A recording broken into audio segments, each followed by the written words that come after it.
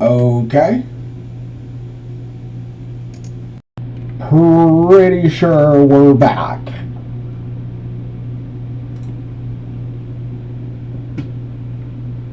Or not. Possibly. Oh my god.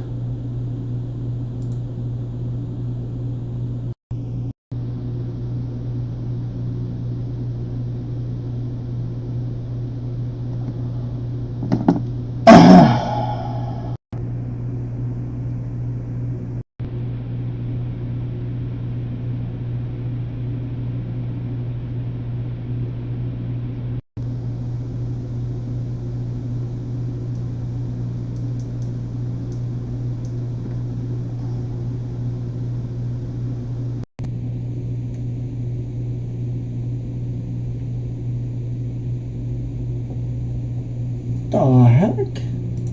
Weird.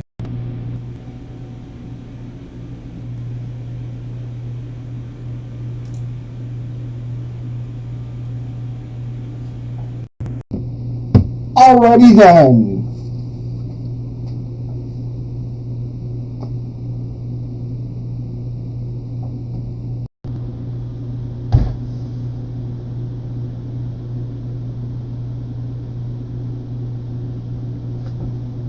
Alrighty then. We're back. Apologize. Had to take care of something. Alright, so we are in the dually from Raz, and we may be on my new favorite map. So, roughly, also maybe January of this year is when I started to find out about this group, and it's called Delta South Modding and Mapping. And so they create southern maps for Farming Simulator. So we are in Rocky Top, and I am excited because this map has potential to be the favorite map on the channel. And shout out to Jesse Pippin. He runs the group. He runs the Patreon page. He does a ton. So if you guys have not checked him out yet, make sure you guys go and check out Delta South Modding and Mapping. We are heading over to see what the heck TJ has been up to, because, well, we got to start with TJ, because TJ is out of control. TJ wants something for Edgewater that we're going to talk about. We do need to get a house placed down today at some point. That's if I can keep the dually on the road.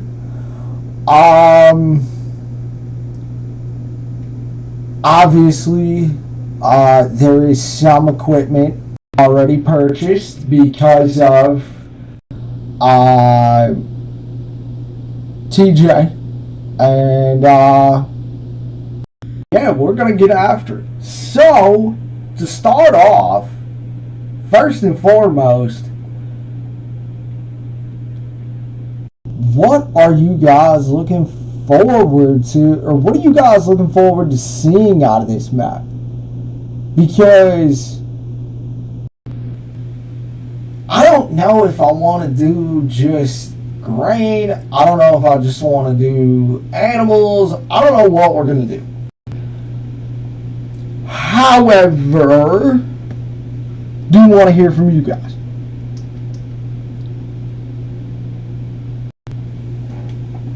So, Oh man, looks like we got corn,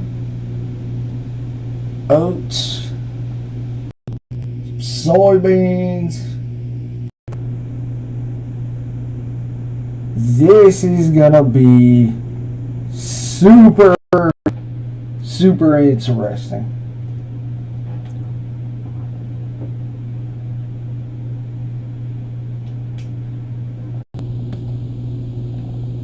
My goodness, TJ, what in the world did you buy now? You bought an F-250, which looks awfully a lot like a real truck. What do we got over here? 9870, that is bad. My goodness. M10 S770. Alright. Cool. We got the sprayer. We got the Phoenix. So I am assuming there is going to be a heck of a lot of John Deere going on this map. Look at this bin site. Sheesh. Now, the real question is, does this work? I wonder if that's going to be like an update or something. Because this does have a dryer with it, so I tend to wonder if that's going to be a part of an update or something. Overall, just a beautiful map. This bin site go crazy, man. So I reckon before we get into some work, okay then.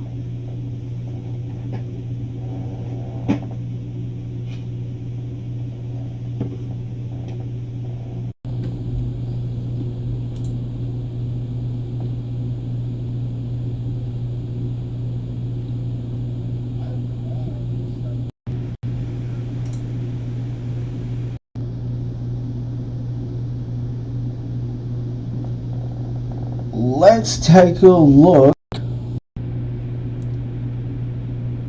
and there is a ton of fields. Looks like we got 86, I believe, 86 fields. Oh, that's not what I want.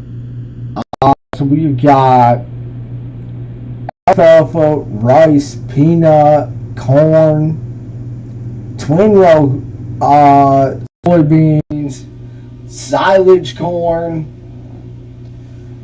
Could possibly get into some cows here. Maybe.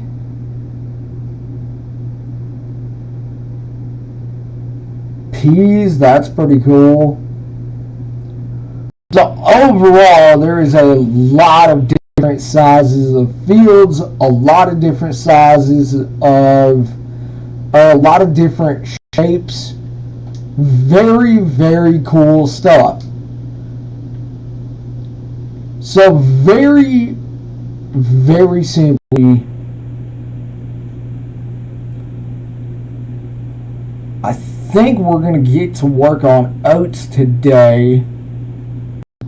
I'm also interested in, I'm assuming where that gravel is over there is where we will go ahead and put the house.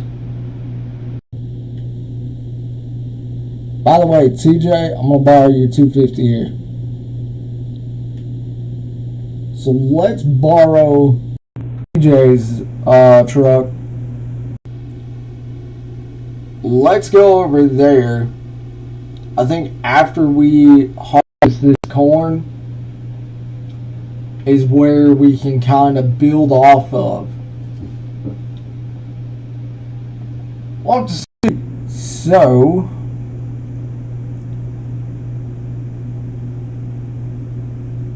let's see if we can get a house and a garage put down. And let's see if we can go from there. I'm not a big pre-built farm guy. Don't really like pre-built farms. I kind of like being able to have my own spin on it. So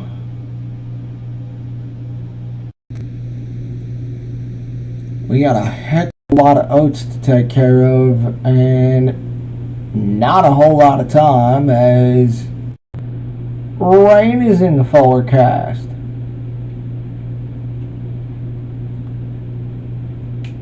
So we'll hop out of that. I'm on it.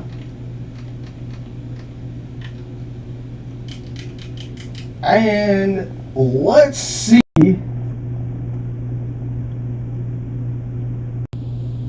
what we got going on here.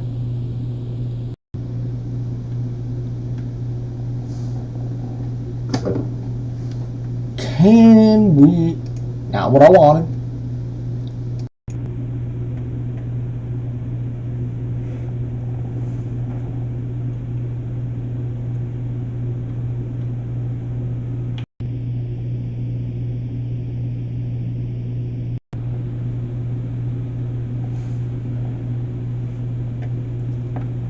I kind of figured TJ would go a little bit crazier here with the house of choice. Yeah, because gray is my color, so but I guess not. So do we not have a garage put in here?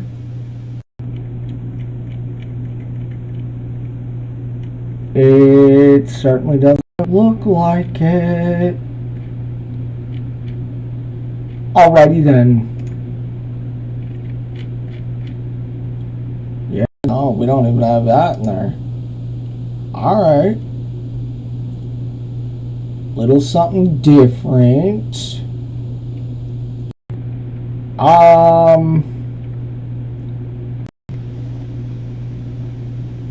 Can one of these fit over here, or is that not going to work either? That might be a little bit big.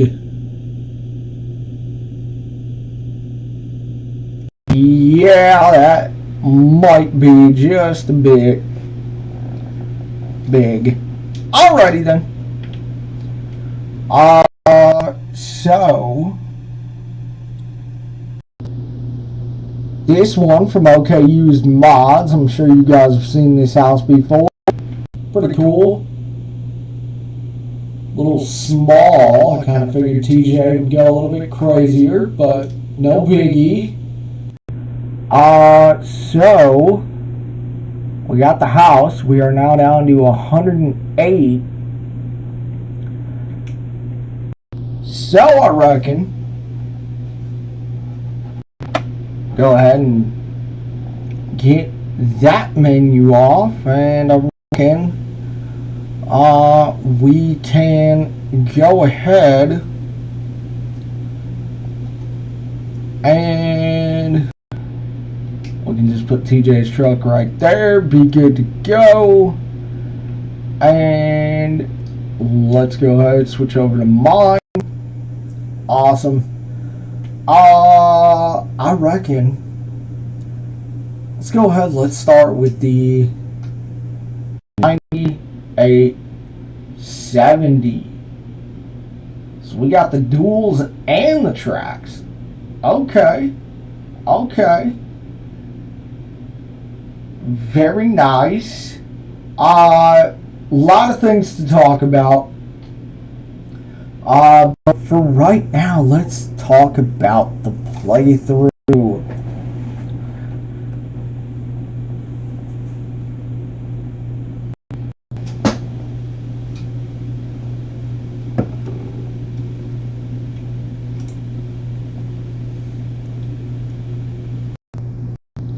Let's try not to hit any trees. I know we're going to take out some signs. Don't really care though.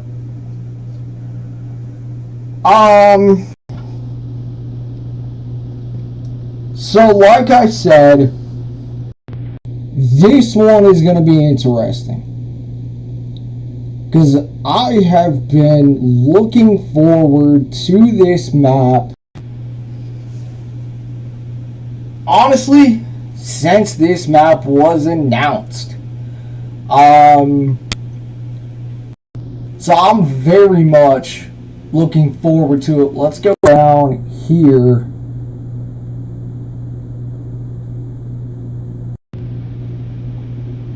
And let's go ahead.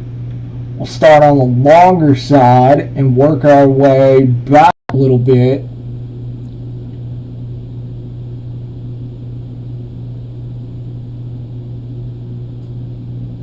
I kind of like, though, that on one side we're a little bit lighter, but on the other side we're a little bit darker, so interesting. I don't recall this map having custom lighting. I could be wrong on that,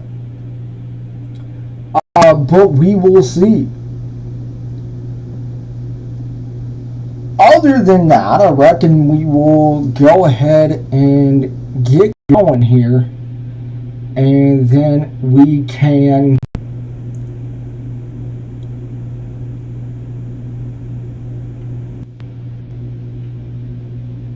kind of figure out our way from there.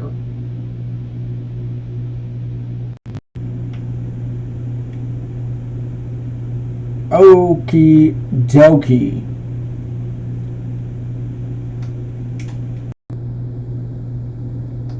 Okay then.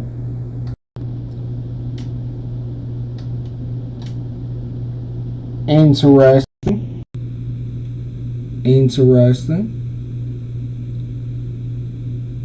Alright, so let's get taking care of some of these oats, and then we are going to start with TJ.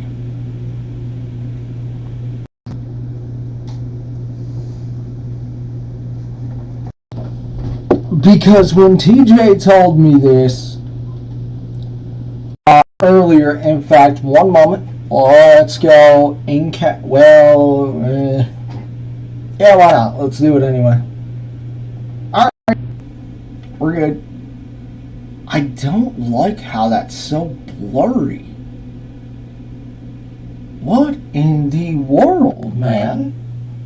Interesting. I'm gonna figure out a way to fix that. But the point is that when TJ told me this,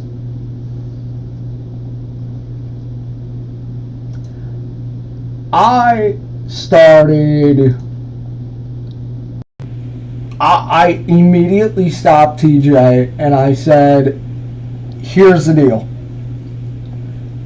I said, save it for the live stream.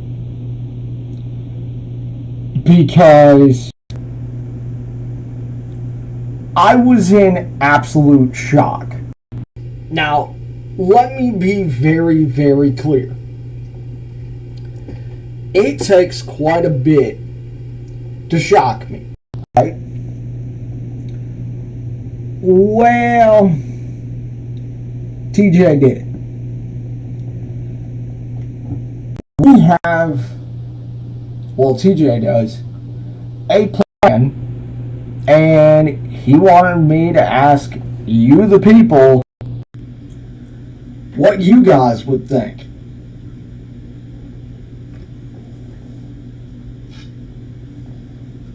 Wait for it. Going from corn, sorghum, and believe it was oats on Edgewater to potatoes. We have not done a potato farm yet.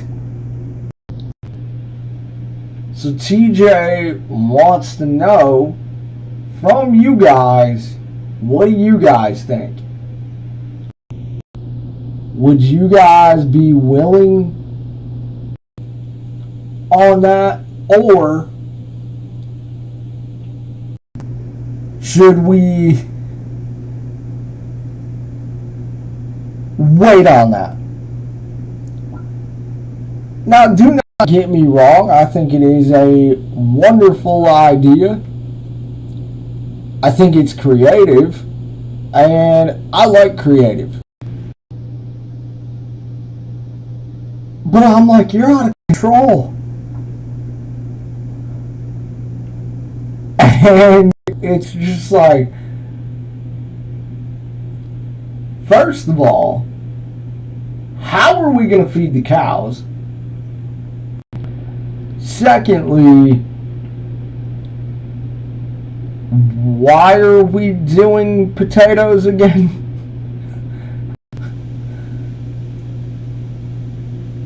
Like, he literally said, let's just switch. Let's just do potatoes. And I'm like, you are out of control, man. It's wild. So what we're gonna do is we want to hear from you guys.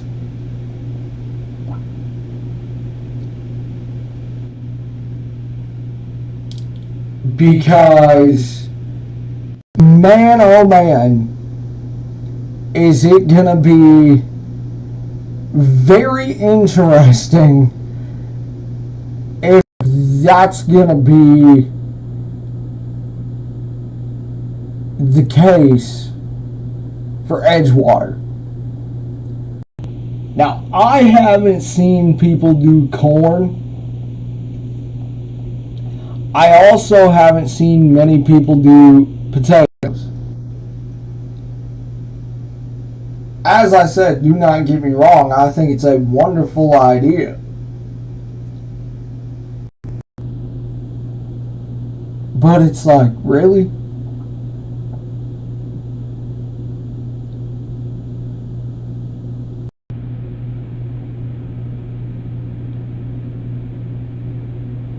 We're starting out with TJ tonight.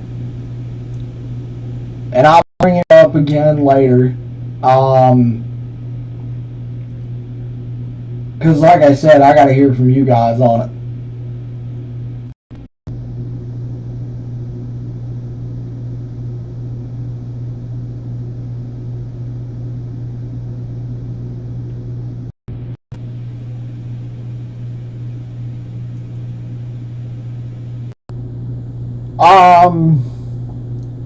We are going to talk a little bit of baseball tonight. We are going to talk a little bit of football as well.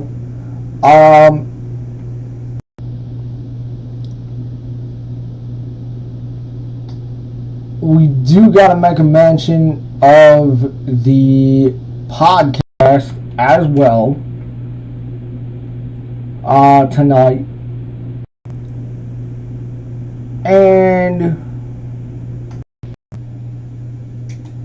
it's really just going to be chilling as we get into harvest and really find out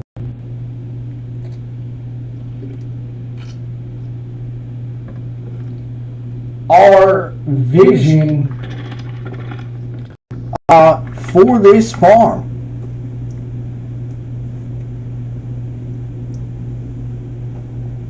Because usually when we do a farm build, we usually have something drawn out. And that's not the case with this one.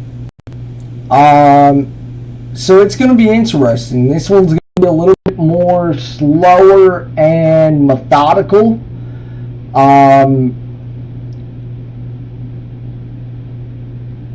But But I'm really interested to see how we're going to do this.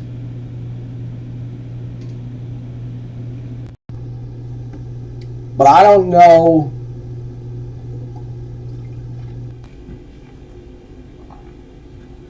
if you guys want to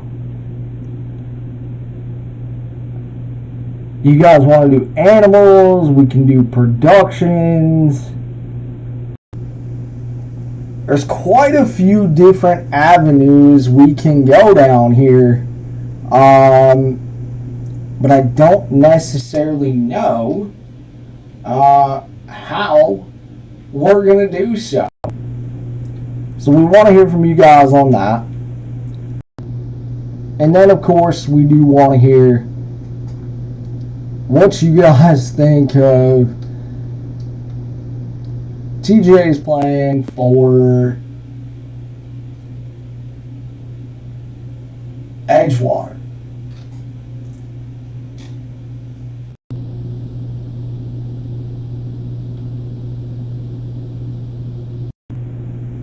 I will say, though, I do really like the lighting on this map so far.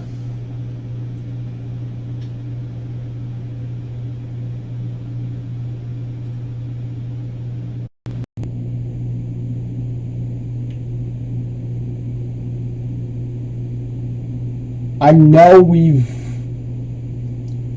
haven't talked about it on here, but I know TJ and I are possibly thinking about making a map as well. But that's not going to be for some time, obviously, because we have just got way too much going on right now. So let's make a mention of the podcast for here. So, obviously, on here, we kind of just do more topics than anything. We don't really do a lot of selections. We don't really do a lot of picks. Now, obviously, when it comes time for football season and when it comes time for that, we obviously are very much going to go ahead and very, very much make it a Friday thing over here. But after creating the second channel, we had a little bit of trouble because for some reason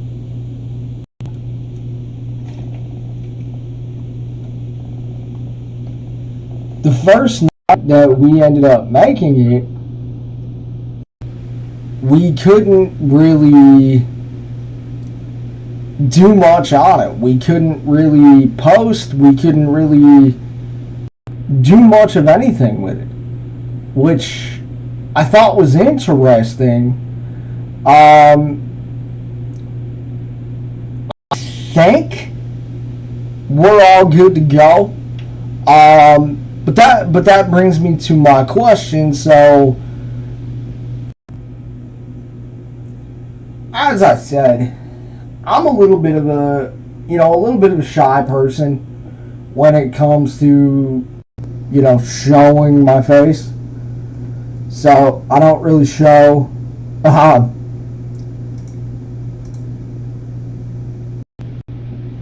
my face on here a lot, but I'm thinking of possibly doing it.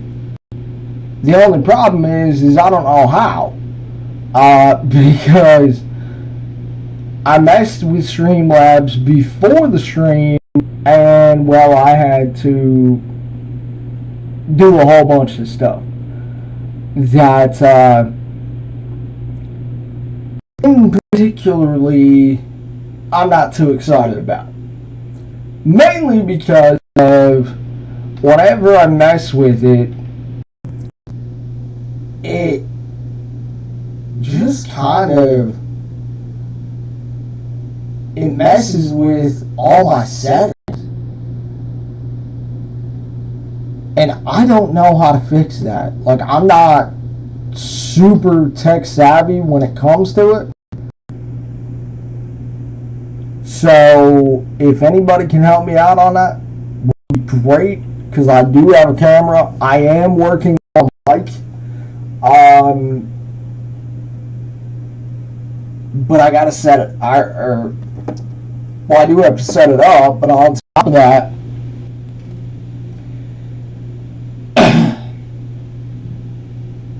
excuse me. But at the same time, for some reason, I can't even use my headphones.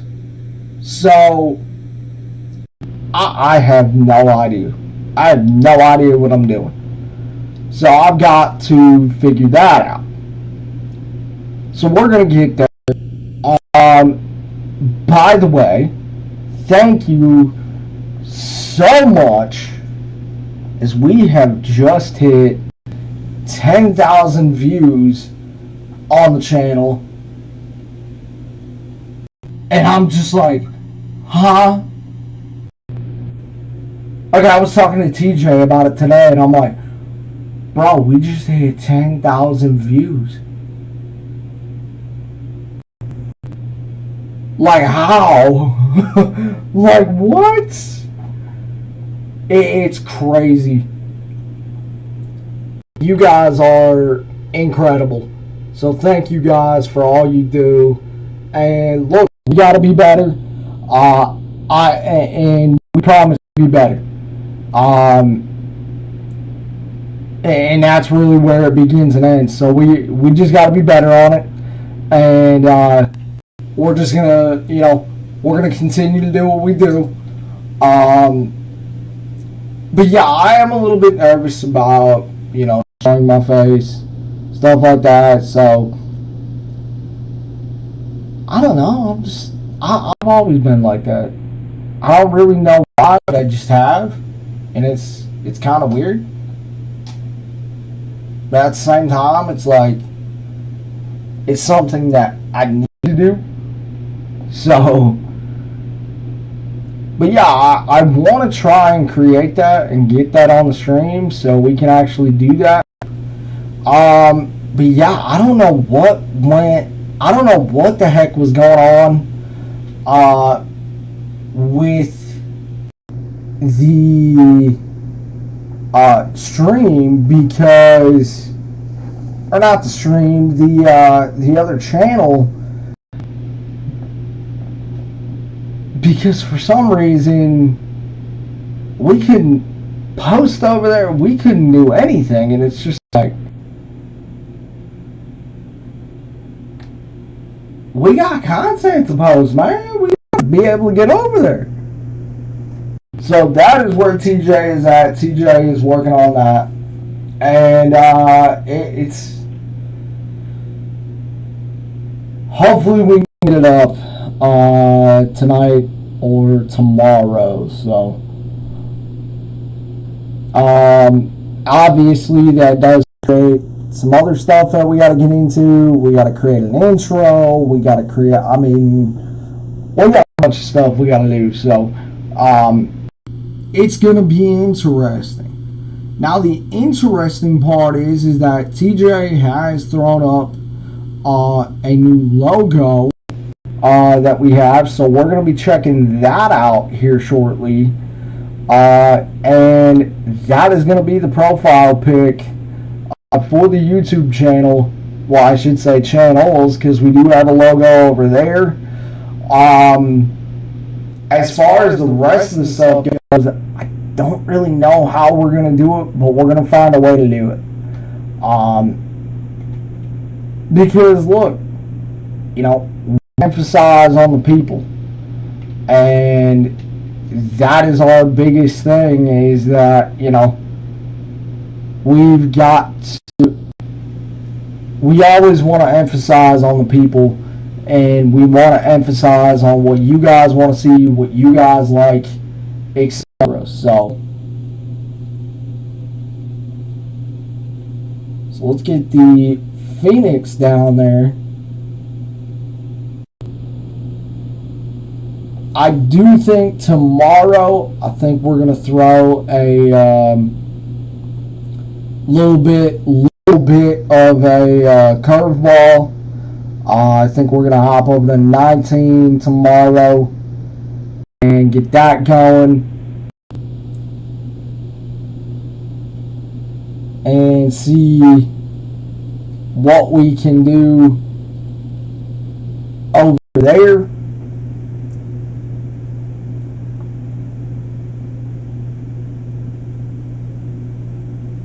And then, of course, we still have 2 other new maps to check out over here.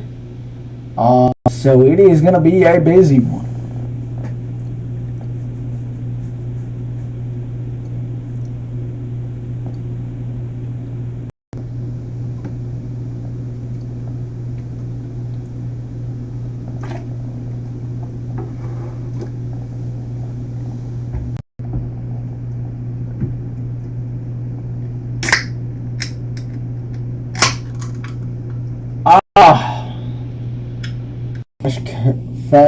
Fresh crack of the bubbly, the ghost energy. Got to keep the energy up.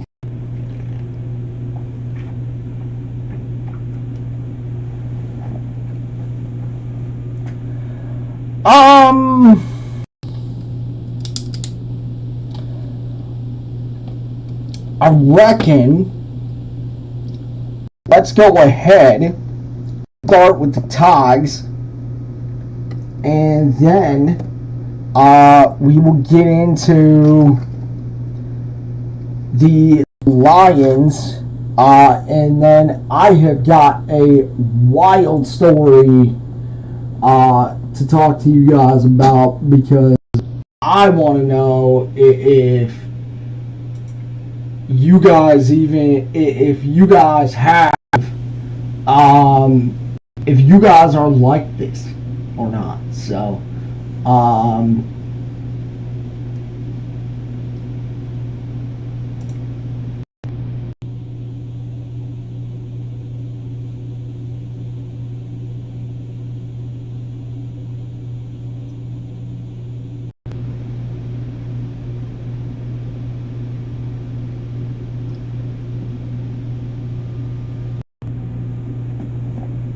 there's that. We'll get back to these oats here in just a moment.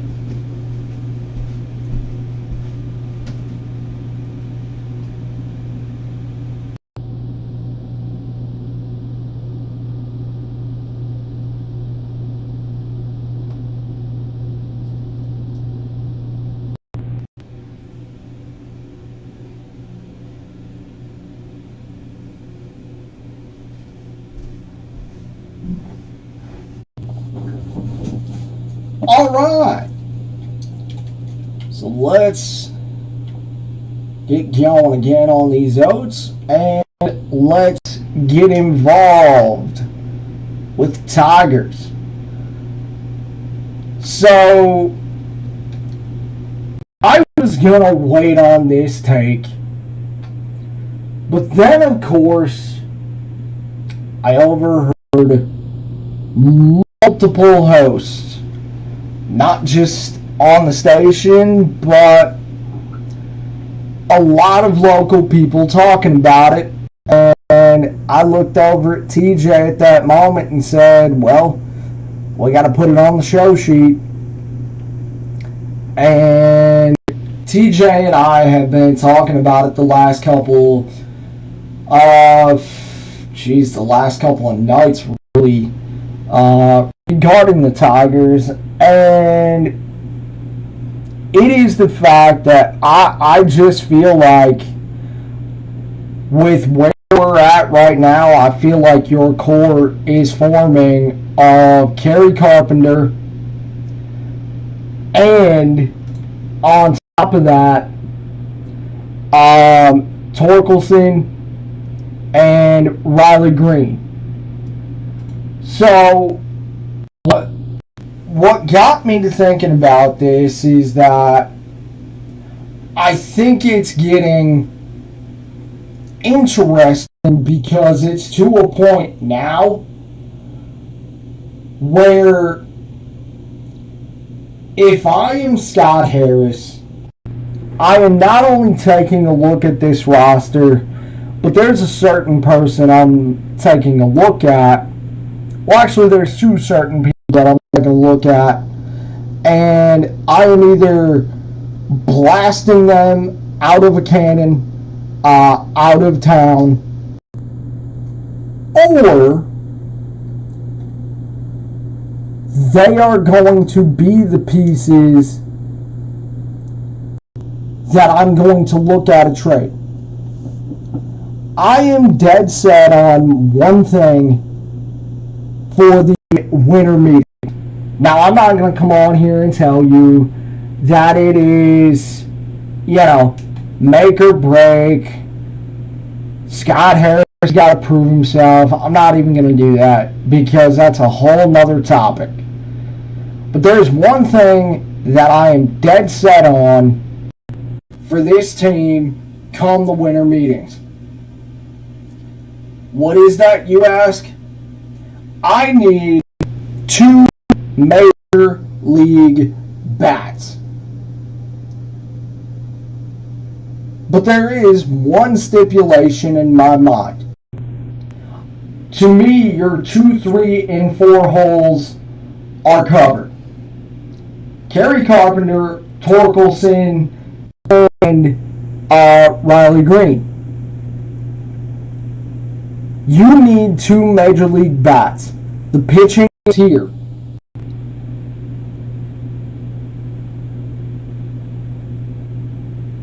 But the caveat for me, they need a 900 OPS. I don't care about power. I don't care about any of that. Give me a 900 OPS of a major league baseball player. Now, we're not going to do fantasy of Ohtani, but I need a 900 OPS. Point blank.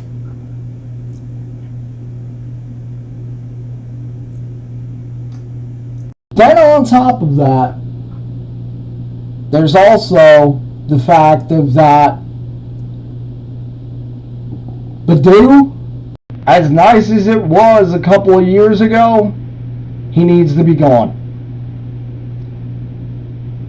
I want to see what Justin Henry Malloy, Colton Keith can do.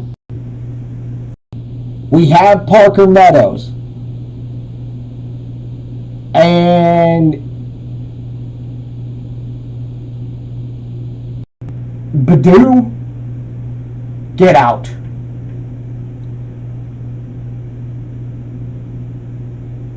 And then the other one that is going to be very hard to get rid of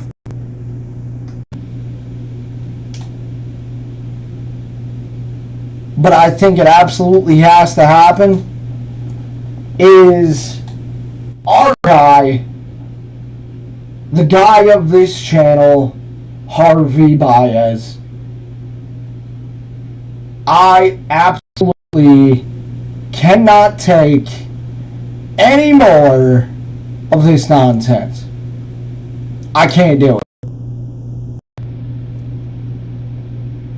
Now again, I can get into the Rod thing, you need to sign him, etc.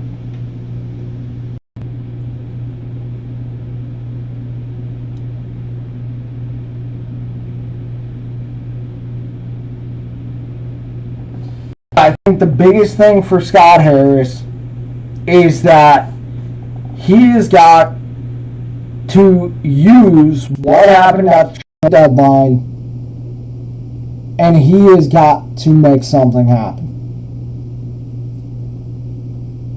he is absolutely going to make something happen regarding Erod and regarding a massive upgrade to this team.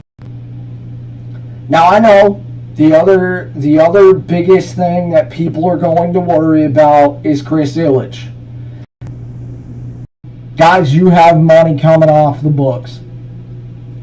I think it's somewhere around, I want to say it's 48, roughly about 50 million bucks. And for me, I think for this team to compete in 24,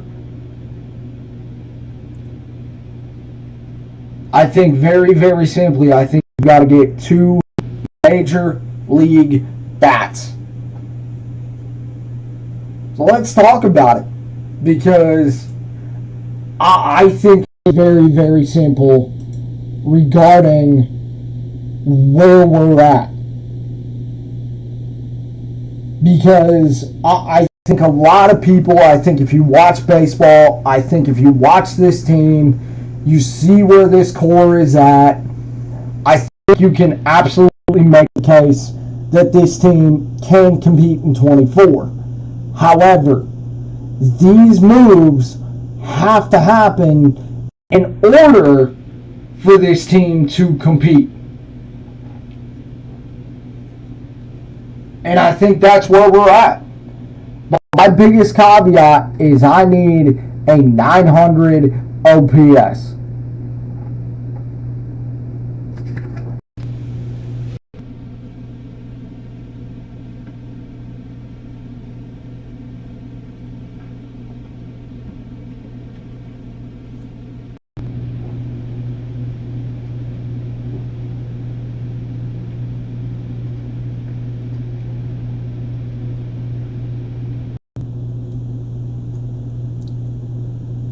You know, honestly, I thought that was a different field, but it's not, because it is connected. Sweet Jesus. You know what this field kind of reminds me of, though? What was it? 27 or 22? On, what the hell was that map? In 19,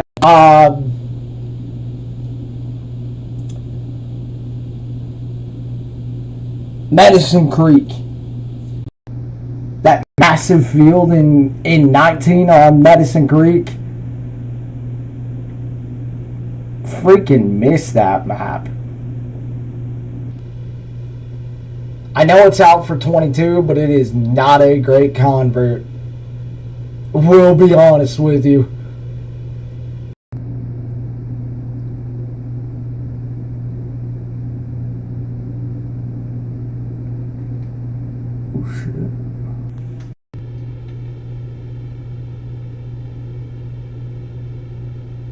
Get the chainsaw out and get rid of some of these trees here. My goodness.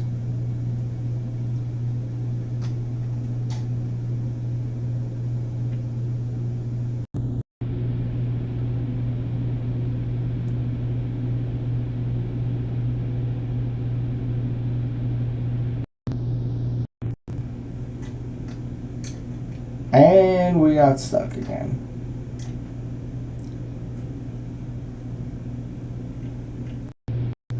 There we go.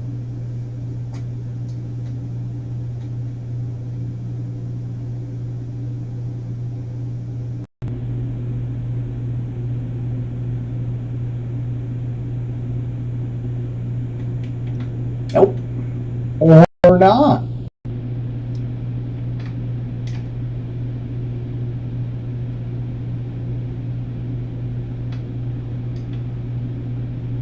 Yeah, we're just going to cut around these trees because I am absolutely tired of running into things.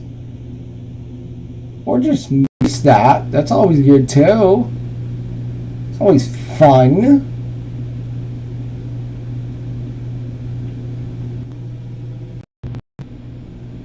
And as far as the other team goes, I think it's absolutely Cleveland. That's who you're going to be competing with when it comes time for 24.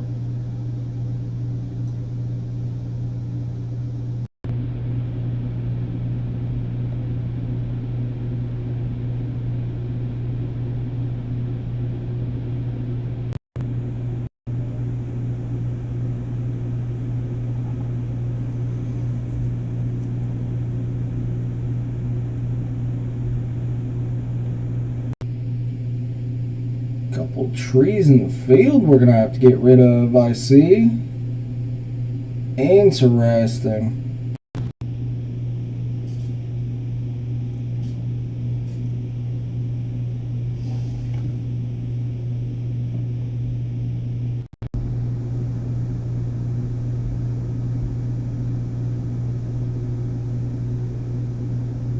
Alrighty.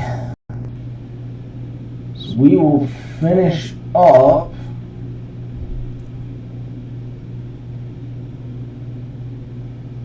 this pass here and hop over to the Lions.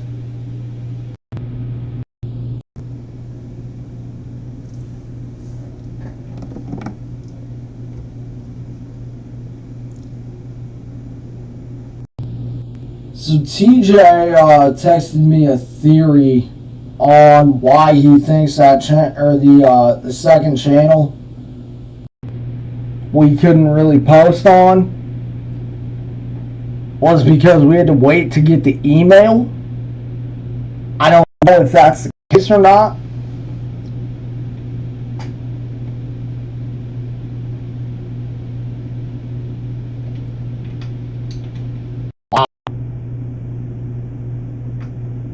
Alrighty then.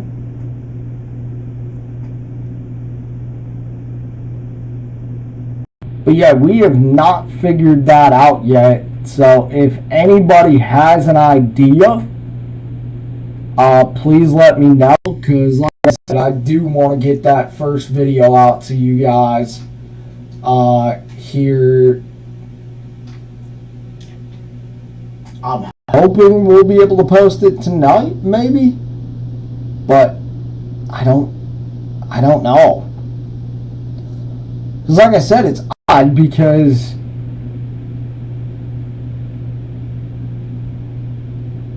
I mean the first couple of nights actually that we made this channel, we were just fine. So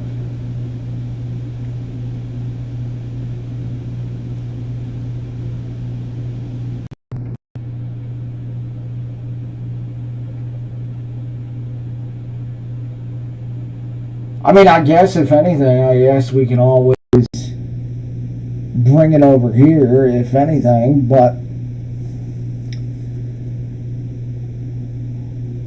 we'll see. We'll get it figured out eventually. I just don't know what it could be as to why, but we'll get it figured out. So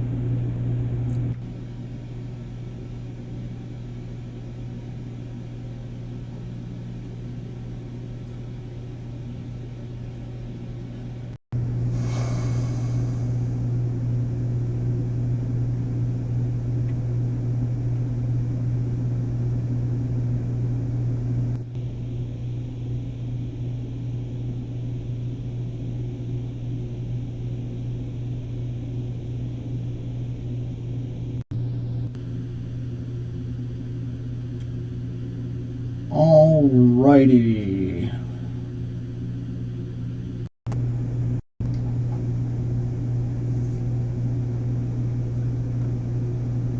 So we're gonna get to this story because I want to talk about this before we even get into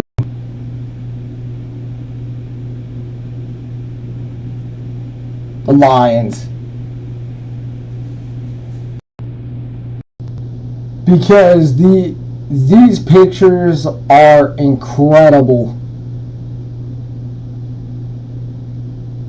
It is freaking amazing. Now, this isn't something that I would do, but this comes by way of the New York Post. And this gentleman is trying to sell his $1.5 million home in Las Vegas. It's a heck of a lot of money, right?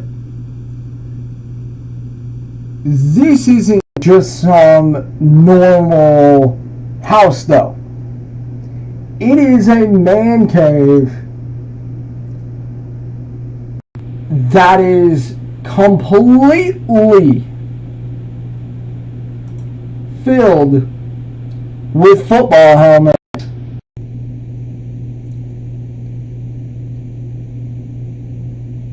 The bedroom, the bathroom, the kitchen. I mean, this entire house is filled with over 2,000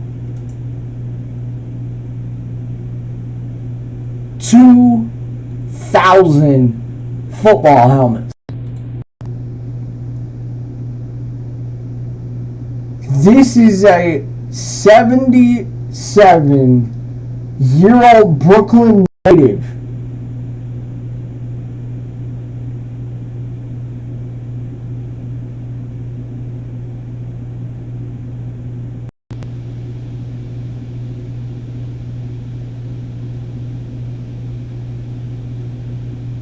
The collection has outgrown his 6,000 square foot home.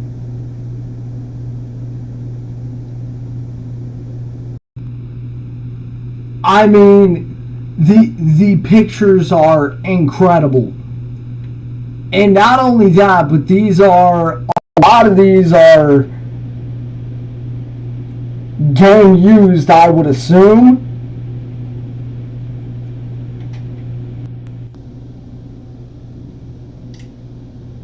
Because my freaking goodness.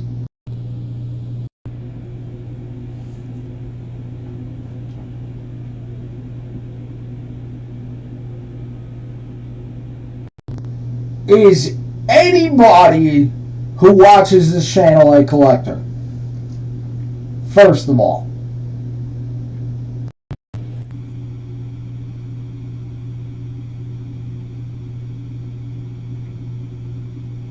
But secondly, what do you need 2,000 helmets for? Like, oh my god. And not only that, but if you buy the house, you have to buy the helmets as well.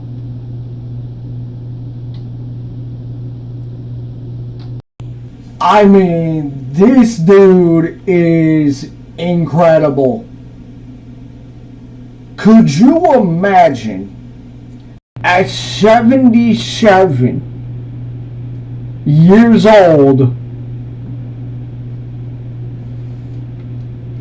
first of all, having a 6,000 square foot home, but on top of that, owning 2,000 college football helmets? Sheesh. It's crazy, man. Absolutely crazy.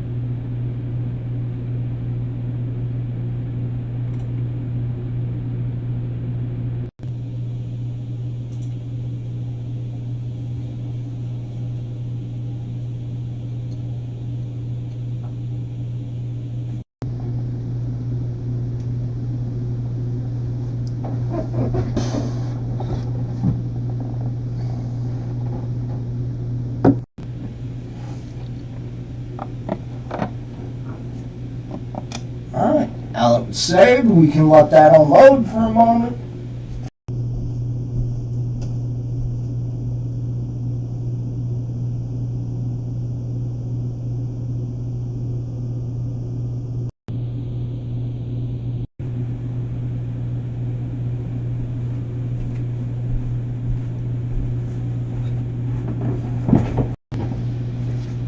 Nice.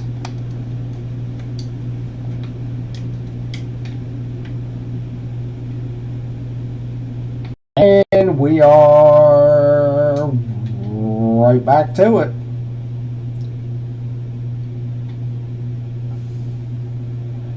Alright, so let's hop into this as well. Just want to say congratulations, Stones, aka Stoney.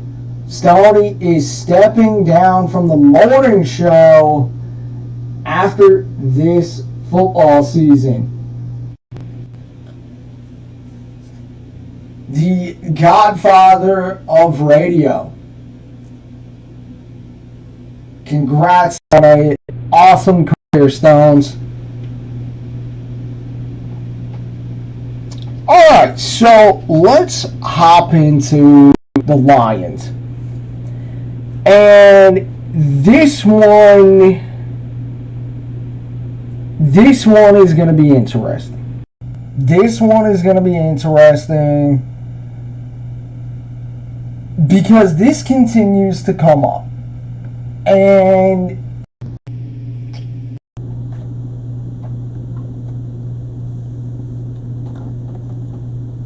obviously, for a lot of reasons, I can tell you that, yeah, we've got a job to do. Yes, I think it's an interesting topic. But sometimes you have to bomb a topic on your own in order to truly appreciate the topic. And I hear it all over. I'm always listening. I always try and take time out to listen to other shows and hear what they talk about, because there's a lot of interesting stuff that tends to come out of it. And this one in particular has came up all week. And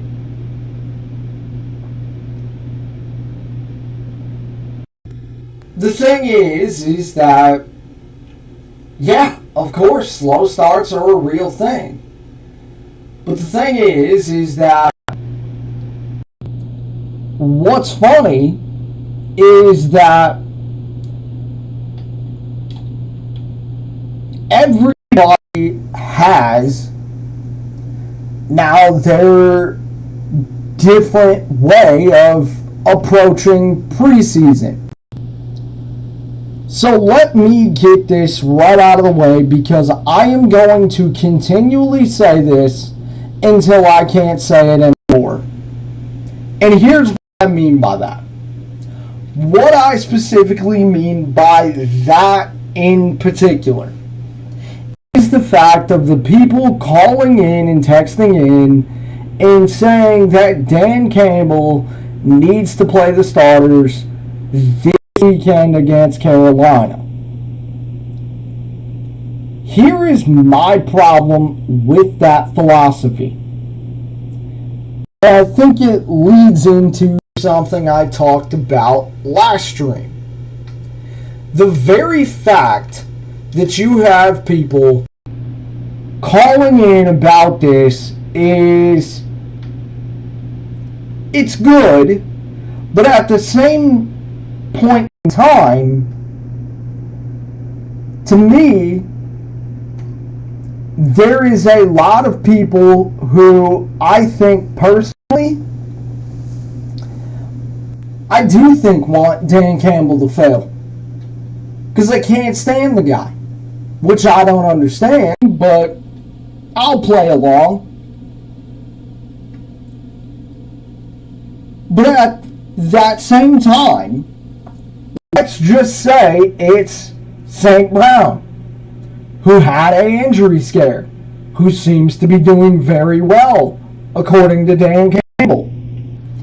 Let's say it was Chauncey Gardner-Johnson, who had an injury scare on, wait for it, the first fucking day of preseason.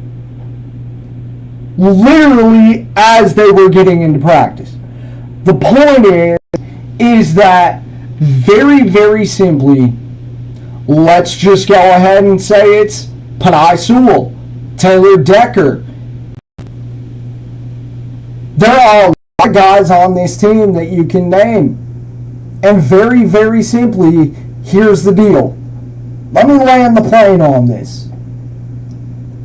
Guys, if they play in the preseason and they get injured, guess what you would do?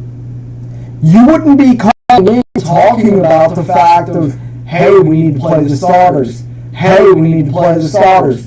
Because guess what would happen? You would bury this team, you would bury the coach, you would bury the GM right where they stand, and then on top of that, you would blame them for the injury. And rightfully so. But very, very simply, this is where it all comes full circle. I have said for the longest time now, and I will continue to say it, this year you have some of the biggest headlines in the NFL. Number one, your head coach. Your head coach has to prove he is the guy. Now, look, we can go down the entire road of, okay, you know, maybe he's already proven it, maybe he hasn't, this, that, the other. But that's headline number one. Headline number two, your QB is playing for a contract. And then, of course, number three, which has been talked about at length, is, of course, your wide receiver that is supposed to be a stud and is supposed to be everything that this offense can be, is not going to return until week 7 when you are at Baltimore. I mean, I can keep going. You have got Ben Johnson. Ben Johnson, if he takes a step forward, he's leaving for a head coaching job. Now, one thing that has not been brought up is the fact that very, very possibly money talks. Very, very simply, money very well, in quotations, could talk. But I don't think it's going to help. You've got Aaron Glenn. You've given Aaron Glenn some star power. So, what is the defense going to look like? Can Aiden Hutchinson take a big, big step into year 2 and take that year 2 leap? I mean, I can go all day with this. But here's my point. The very people who are calling in and saying you need to get the starters out there, guys, it's why you have joint practices. For a reason. And very, very simply, in my opinion, I think there is a silent majority out there who silently does not like Dan Campbell and wants Dan Campbell to fail. Then on top of that, if, let's just say, one of your star players, St. Brown, C. Gardner-Johnson, Panay Sewell, Aiden Hutchinson, James Houston, Jack Campbell, Jahmyr Gibbs, David Montgomery, etc., very, very simply, one of those guys go down, and you'd bury this team right where they stand.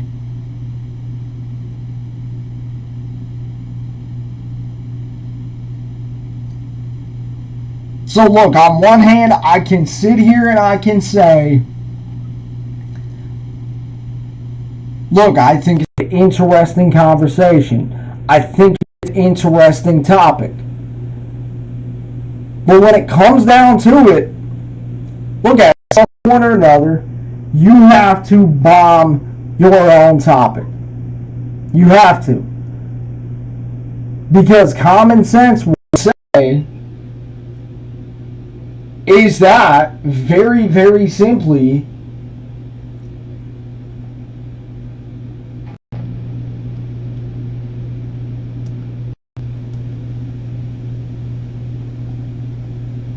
but very, very simply, you'd bury this team right where they stand. And that's just what I believe. Now again, you want to show me otherwise? Prove it.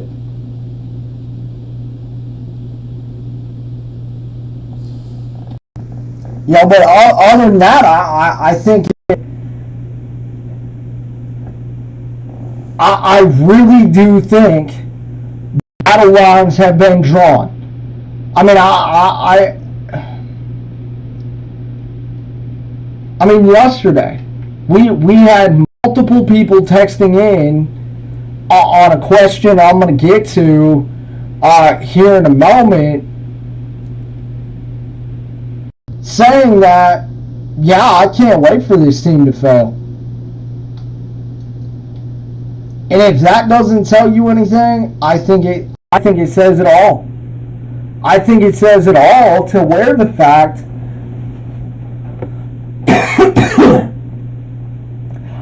it just says it all regarding the fact of that there is a silent majority out there who either hides on text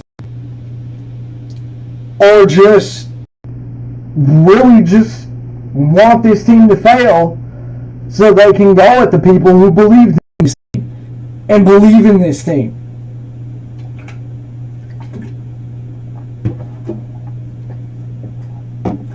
So with that said, let's go ahead and let's get into that question.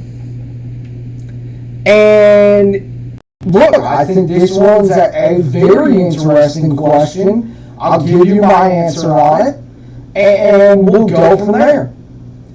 But very, very simply, at the end of the year, come February, who would we be more wrong on? And as I said, this is the very question that we talked about yesterday, and there were multiple people texting in. Yeah, I can't wait for the Lions to fail.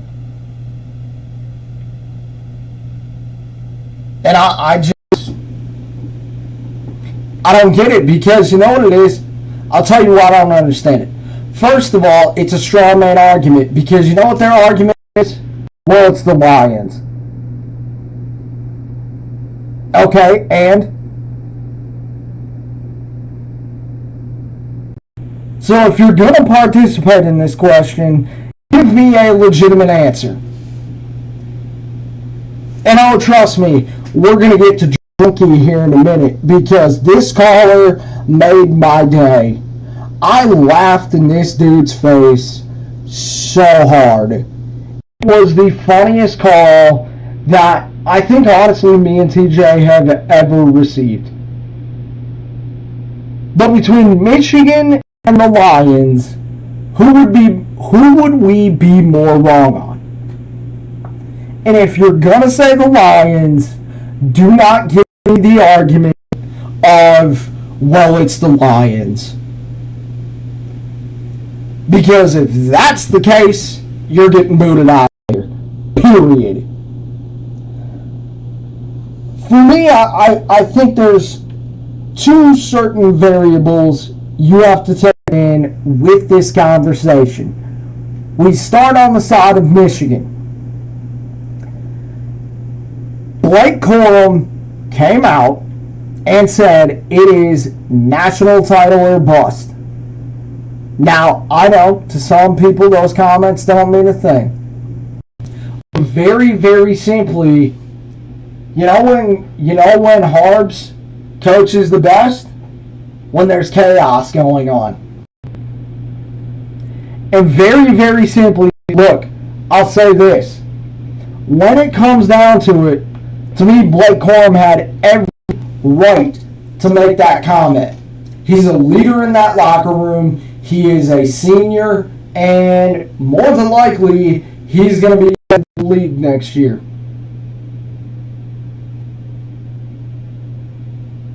I certainly, unless if I am just disconnected from everything, I haven't seen any Lions players come out and say, well, it's Super Bowl or bust.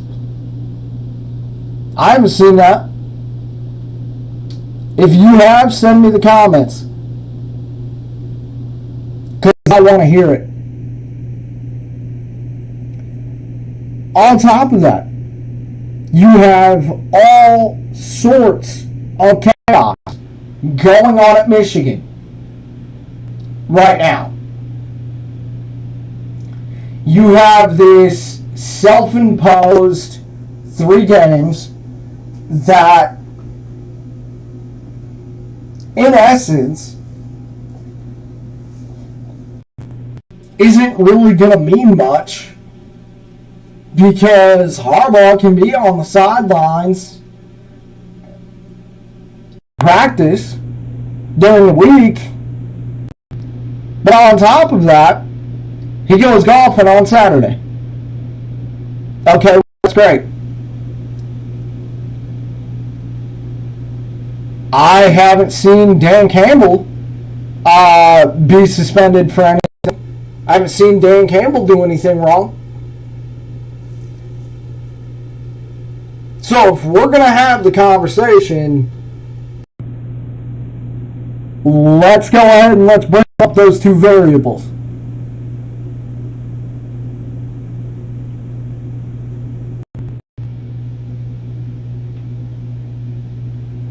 Now, as far as the Lions, very, very simply, to me, it's very, very simple. Christmas Eve, what would this be? New Year's Eve, I believe it is, when you play Dallas. And then on top of that, Sunday, January 7th, when you take on Minnesota again. Look, I've already told you, I believe this team is going to have this division wrapped up, and they are going to be heading to Minnesota on Christmas Eve, and that is going to be a playoff game. And to me, the NFL schedule just tells you all you need to know. The NFL schedule has the Vikings on here for a reason because they believe it's going to be you and the Vikings. And not only that, but let's not discredit the fact they did snag Brian Flores in the offseason. So who would we be more wrong on?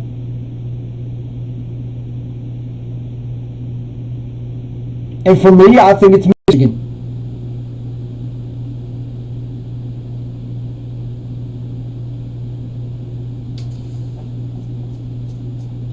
Because there is 2 games that I'm looking at. One, who I think is their biggest threat, which is Penn State. I do think they go 3-peat against Ohio State. Now again, I have to save some, it's for the pod, but here's the thing. I do think they 3-peat against Ohio State. But I think Penn State is the threat.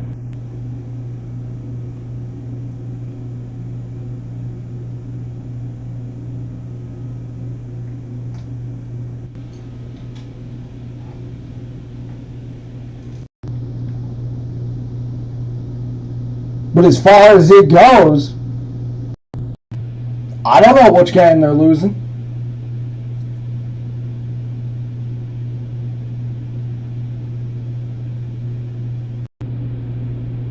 But I'll tell you this, it's hard to go perfect. Very hard, in fact.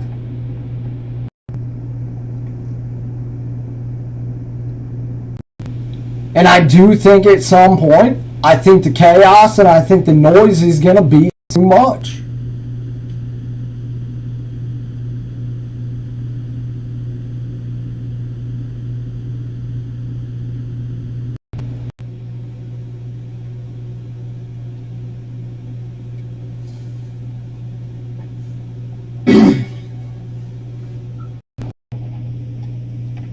So what do you guys think? If you're more wrong about one, who is it? Is it the fact of Michigan with all the chaos going on? And then on top of that, the quorum comments from multiple players saying it's national title or bust? Or is it the Lions? And as I said, miss me with the well, it's the Lions comment. Because all that is a straw man argument.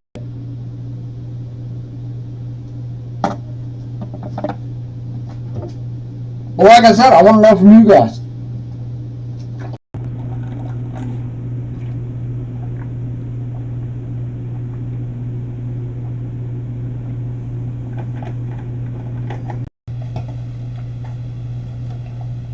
Alrighty, pause for a moment and save.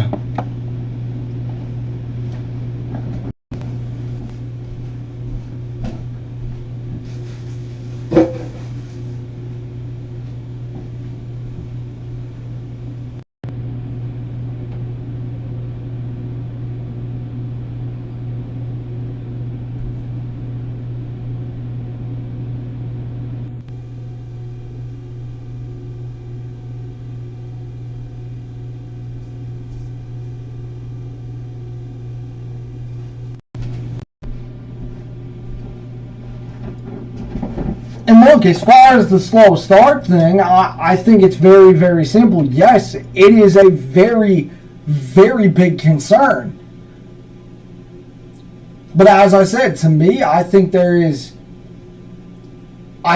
a starter were to get hurt in one of these preseason games, you'd bury the team right where they stand.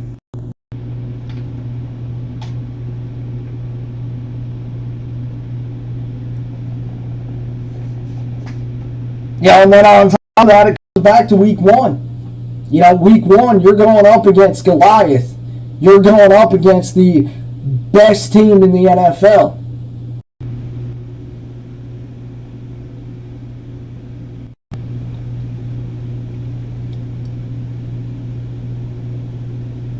So we'll get a couple passes done, and then we will go ahead and switch it on up here.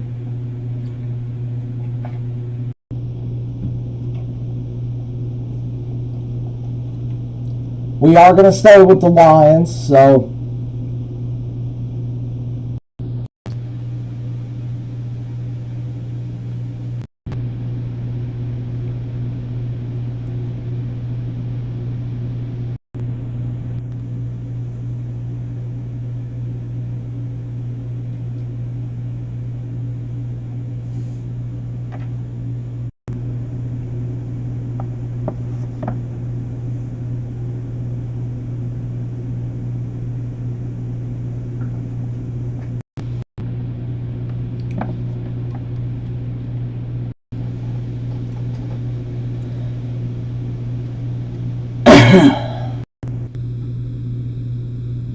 but yeah, if you had to be wrong on Earth, who would you be more wrong on?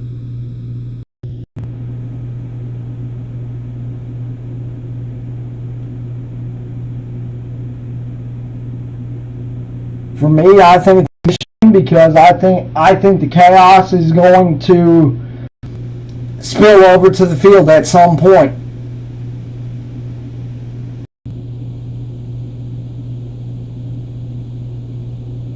Now again, it doesn't take away from the fact that, look, Harbaugh does his best when he has chaos going on.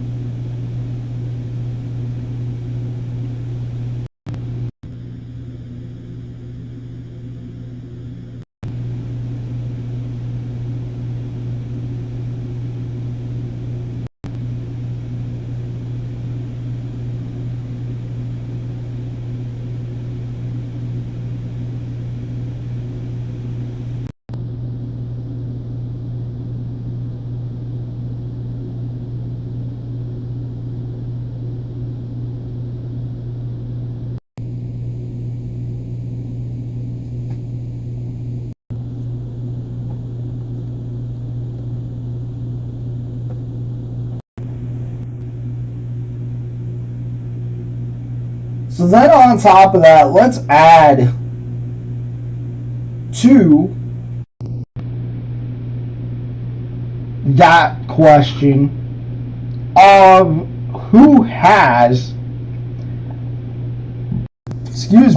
the most pressure, in your opinion. Is it the Lions? Because of all their headlines and expectation? Or is it Michigan?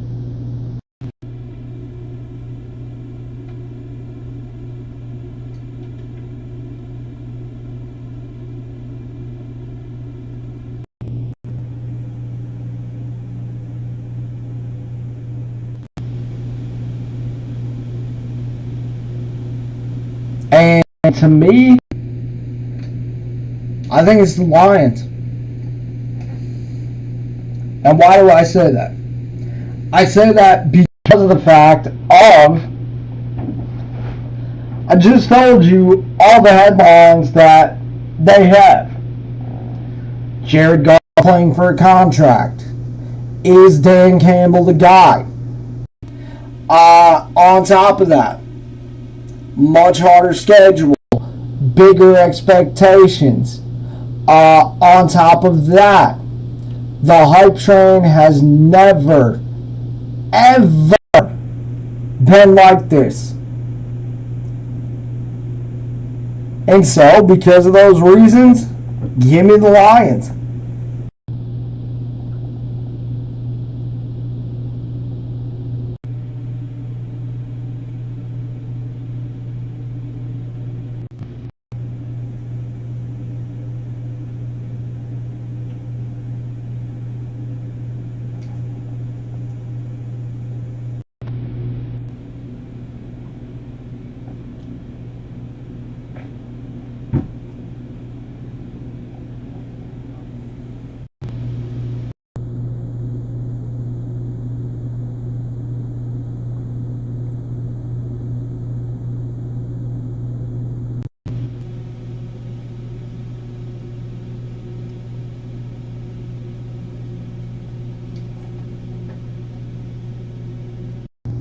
So who would you be more wrong on? And again, miss me with the whole, well, it's the Lions. Miss me with that. And who has more pressure?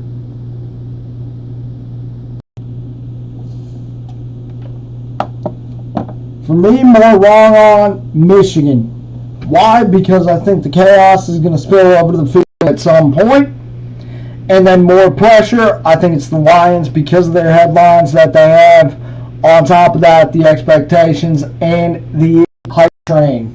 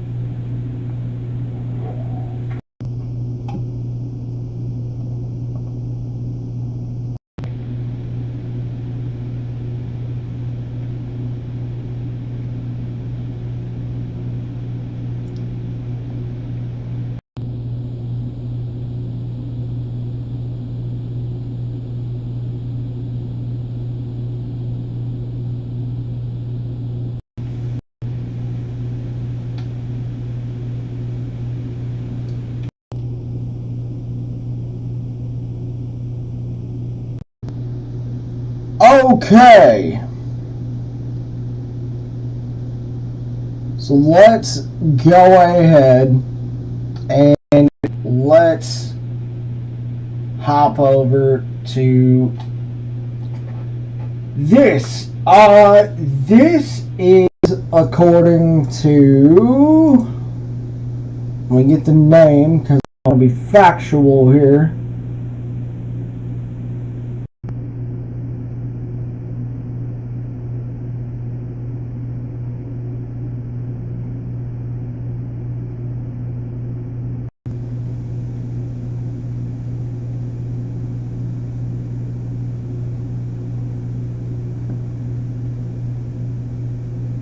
Farzin. I don't even know how to say this dude's last name. However, Chris Jones posted today that he won't show up until week 8. I believe him. If he's already waited this long, I can see him pushing this well into the regular season. Assuming he's serious about week 8, trade him, get your draft picks, extend Creed, Trey, and Bolton next offseason. So, obviously,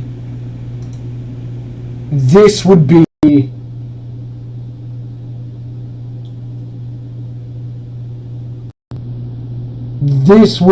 huge week 1. And again, we'll mention this on the pod, but you know, very, very simply, this would be huge. Because to me, they need Chris Jones because he is the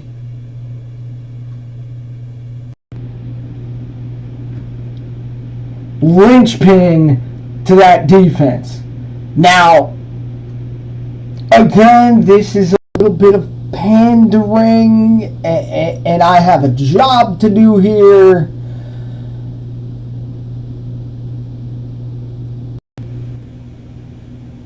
I can't see it as much as I would love it. Oh my God.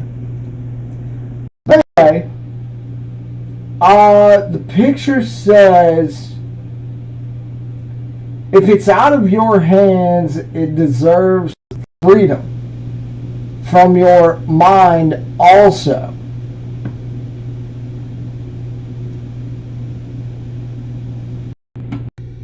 Alrighty then. I have no idea what the hell that means, but sure. Now, would I entertain a trade for Chris Jones? Hell yes, I would. Why? Because if you add Chris Jones to this team, guess what? You're a Super Bowl contender.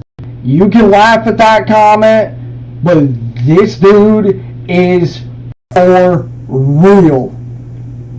As I just said, he is the linchpin to the defense in Kansas City. Very, very simply, would I trade for Chris Jones? Absolutely. I don't see it happening. But sweet baby Jesus, McNeil, Houston, Hutch, Jones, Jesus, would that be freaking killer, man? Oh, and Jack Campbell. That defense, that makes you a Super Bowl contender.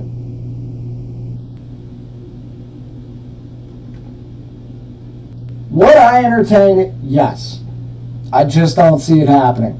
Not only that, but I don't even know what a trade package would look like.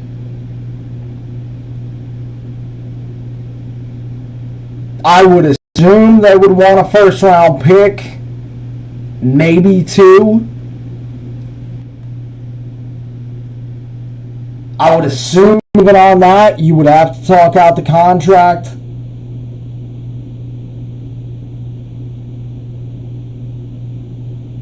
But I mean, sweet Jesus. But as far as week one, boy, would that be nice if he's serious. Okay, then.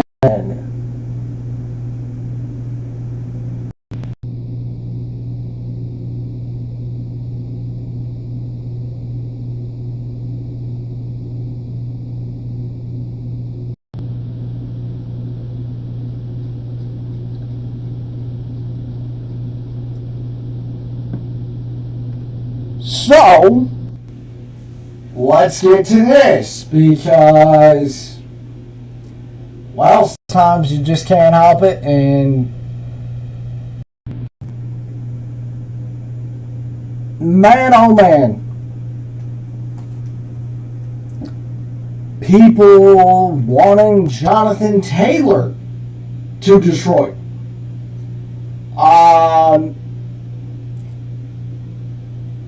It would be nice, because he is a true RB1, but I don't see that either. Not only that, but does he fit the scheme? It'd be nice, but I'll tell you this. If the Bears or Vikings go after him, boy oh boy, is that going to be a major concern for this division, Lions included.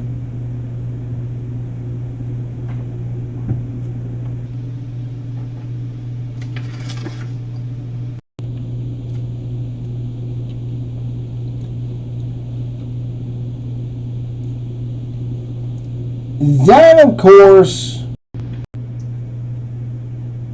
hearing this,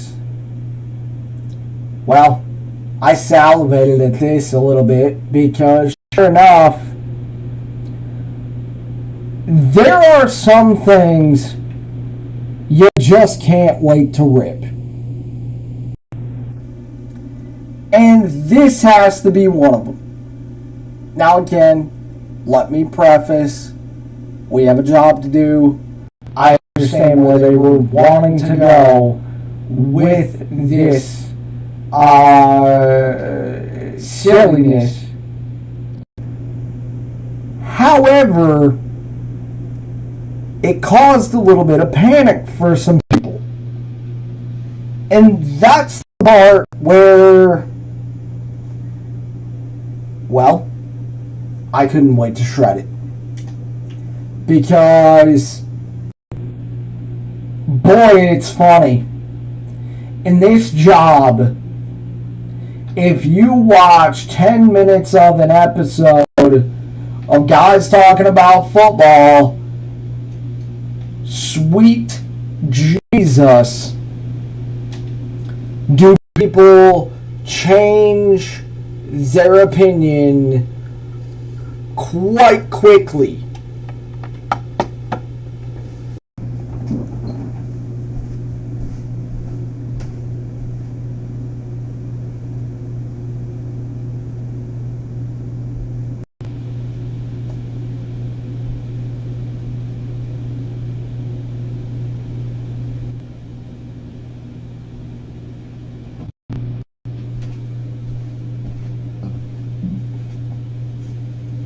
And so,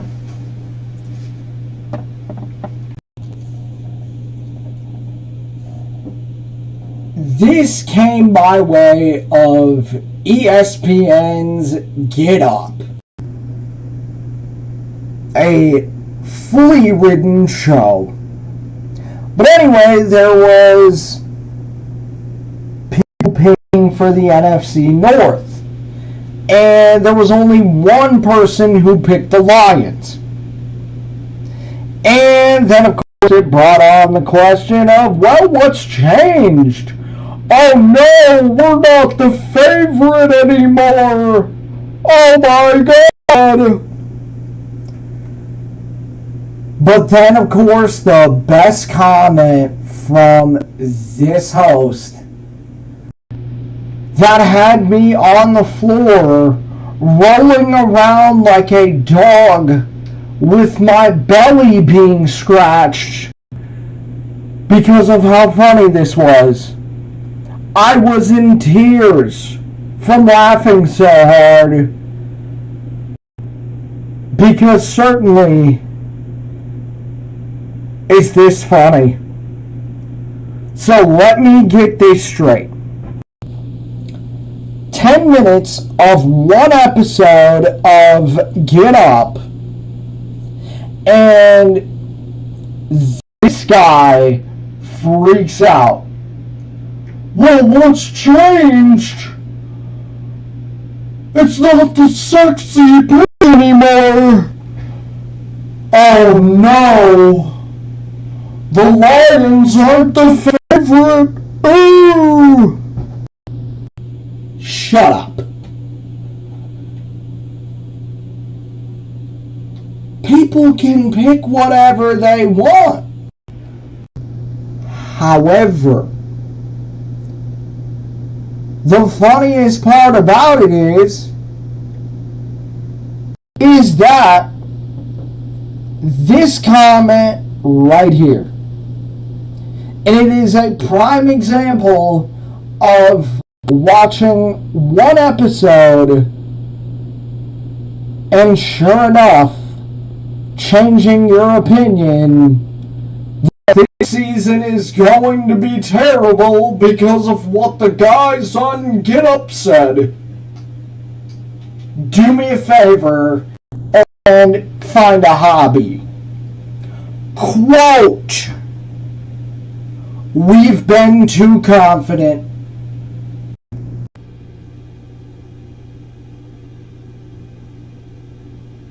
So let me get this straight. One episode, while you're pounding your laptop with flavor,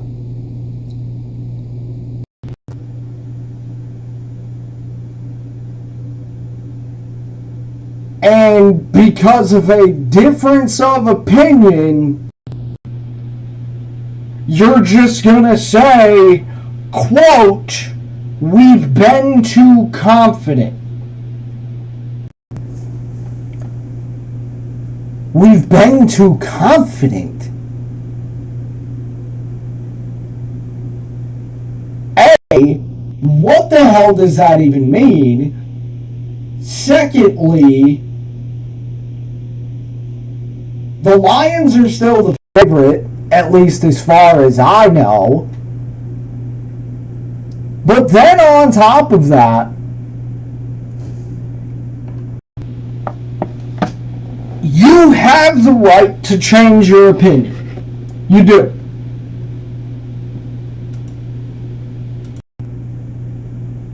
However,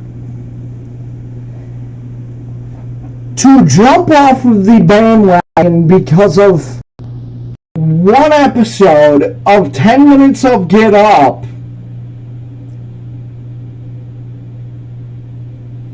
and that's what makes you change your opinion? Come on.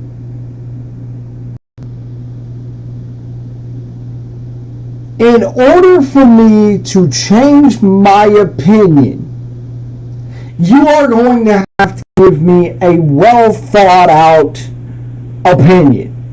Not just, well, it's the Lions. To me, the Bears are a year away, and that's even if they do it right. B, they also have O-line problems. On top of that, the Packers, Aaron Rodgers left this division.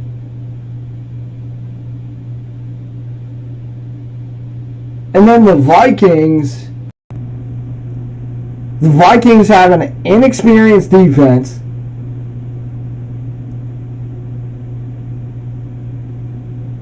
I mean, not only that, but, you know, they got pretty damn lucky last year, for being quite honest. And, yeah, I'm supposed to believe because of one preseason game with Justin Fields and DJ Moore that the Bears are going to win this division now?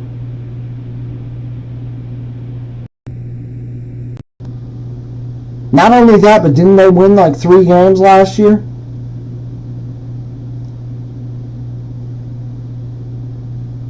On top of that, what am I supposed to believe, that the Vikings are just going to take this magical step forward now?